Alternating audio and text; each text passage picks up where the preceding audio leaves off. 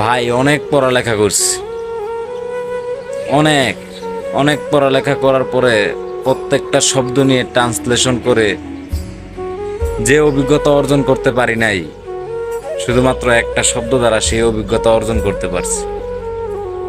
সেই শব্দটা হচ্ছে মা। মা।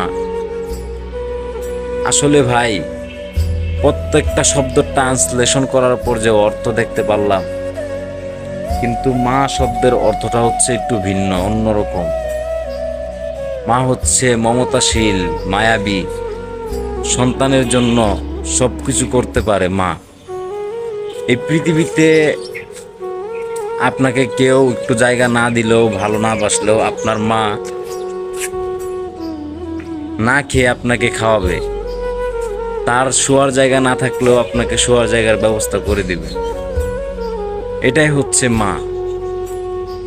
তো এখন কিন্তু বিয়ে পড়ালেখা করতেছি, বাট এত ইংরেজি পড়েছি এখন পর্যন্ত, এই যে শব্দ, যে মা শব্দটা, এই শব্দটার কোনো অর্থ আমি করতে পারতাছি না ভাই। এত মায়া মমতার একটা শব্দ। এই শব্দটা যে ভাই সব শব্দ থেকে ভিন্ন, আলাদা। এই শব্দটা যখন উচ্চারণ করি তখন নিজের মনে শীতলতা অনুভব হয়। আমার কাছে মনে হয় যেন মা শব্দের অর্থ শীতলতা, মা শব্দের অর্থ মায়া, মমতা, এগুলা মনে হয়। আসলে একটা জিনিস খুব লক্ষ্য করে দেখলাম, পৃথিবীতে সব কয়টা ইংরেজি শব্দের ভিতর থেকে সবচেয়ে সুন্দর শব্দ হচ্ছে মা।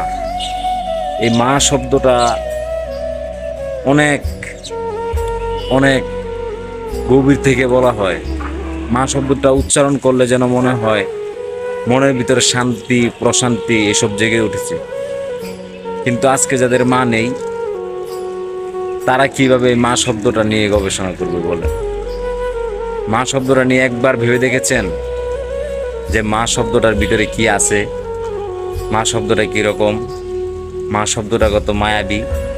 মা শব্দটার ভিতরে কত মায়া মমতা আছে? কখনো তো ভাবেন নাই।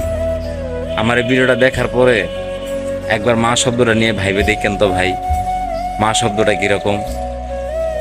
আমি মা শব্দটা নিয়ে অনেক গাড়াগাড়ি করেছি, শেষ পর্যন্ত বুঝতে পারলাম এই পৃথিবীতে একটা সন্তানের জন্য শীতলতা, মায়া মমতার স্থান হচ্ছে মায়ের আঁচল।